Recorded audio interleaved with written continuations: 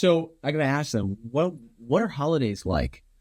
I mean, do you guys talk shred? Do you go in a corner talk about gear, or it's not about that? We start off on our best behavior, really. We start off about family and what's been going on, and it gradually descends into the depths of, Shred and Eric Johnson, Michael Schenker, Richie Faulkner, YouTube, and, everyone else leaves the room, and we're left in there talking about, what we can't. We've been trying to emulate this stuff for years, as I said, Schenker, Blackmore, that's why everyone's doing it. But just can't do that, you know what I mean? Which is the unattainable goal always, but that's what keeps you striving. And there's people like that for him. They watch George, especially we just went out to Japan, and again we had the George's granddaughter with us, and everyone's like, is that George Lynch's granddaughter? They're taking photos and whatever, they're buying her gifts and everything. He's a legend. He's, you go to some stores and they've got the ESP section and stuff, and they've got Papa's left his guitars there. She can't work out, well, why has he left his guitar there? You know what I mean? So it's sweet. But that's so good. He has so many signature models, and they're all so cool. Like, I think he's ESP's longest standing artist. I think it's him and Hammett. I think it's them two. I think he's actually before, because you're right. Hammett was rocking Fernandez's, and then Gibson Flying V's, and then got into, I think, maybe the early 90s. I could be totally wrong on that. Right. But yeah, it's definitely him. He's definitely I think he's had a long. He's played other things throughout the years, as we know. But I mean, that's his bread and butter. I think is ESP. I mean, is it the kamikaze he uses? Oh, I don't know. I'm not sure about it. Yeah, he's got a couple different ones. Yeah, the stripe thing. Yeah, that one is great. Thing. They put out this in the cheese grater headstock. They put an LCD version out that is just like complete fire, and they all go up in value. Right. So it's just like, so we're talking about now with the second Lynch Mob album, and the change his tone has gone, his playing, his styles, and he talks about stuff like that. Oh yeah, that's pretty sick, right? Yeah, with the eyes. That may have been J-Frog, and I was in ESP, right? But he was playing J-Frogs. I'm not. That's the Skull and Crossbones. We have our Skull and Crossbones here, which I call Mr. Bones.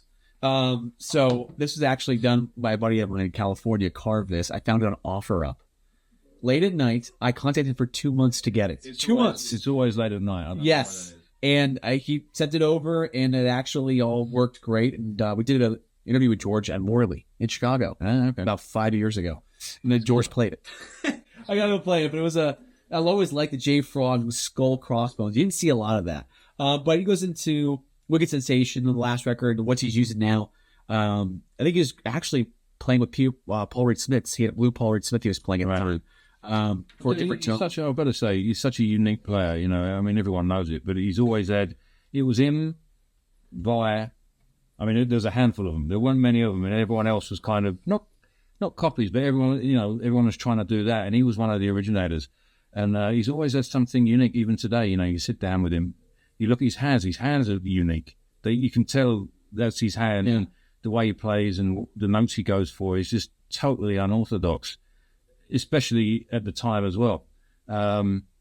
So he's a really unique player, and it's a really valuable thing. He's always been unique. He's always been ahead of the curve. And we go to his gigs, and there's still millions of people there. You know what I mean? They love the music. They love and he's a legend. He's an icon. So. Yeah, we'll be on the Monsters of Rock cruise coming up here in like 2 months. I think it is in March.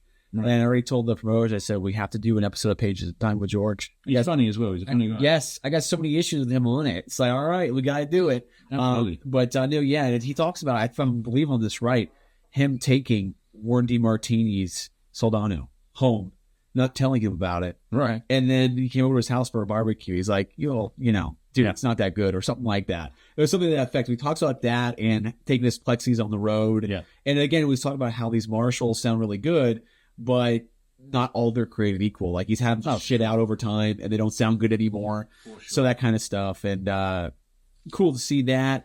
And we'll go over the RPMs. More the educational aspect of these magazines. Uh-huh. The teaching was so big. And then we go into it's a pretty good article. Again, he's talking about ESPs, Paul Reed Smith's. Time you would do the sitar. They were the sitar that went on to the show. A bunch of different stuff. I always have to sit down and read all these articles to really get in there. But all I picked up when I got, again, making that shift, playing around with Paul Ray Smiths. But that was until ESP could make him something kind of similar. They had some weird stuff in the mid-90s. Mid-90s started putting out some more of that retro-looking guitars in the 60s. Yeah, yeah. A lot of companies started doing that. Must have been interesting as well for people like George in the 90s. Right? Yeah. You know, where they've come from, where they're going, and they figure it out. You know, they figure out their tribe. Yeah. You know what I mean? And go with them, you know what I mean? But it must have been an interesting time. Yeah. It really was. You see, you got the old musicians friend here. That's early. That's early. I remember that.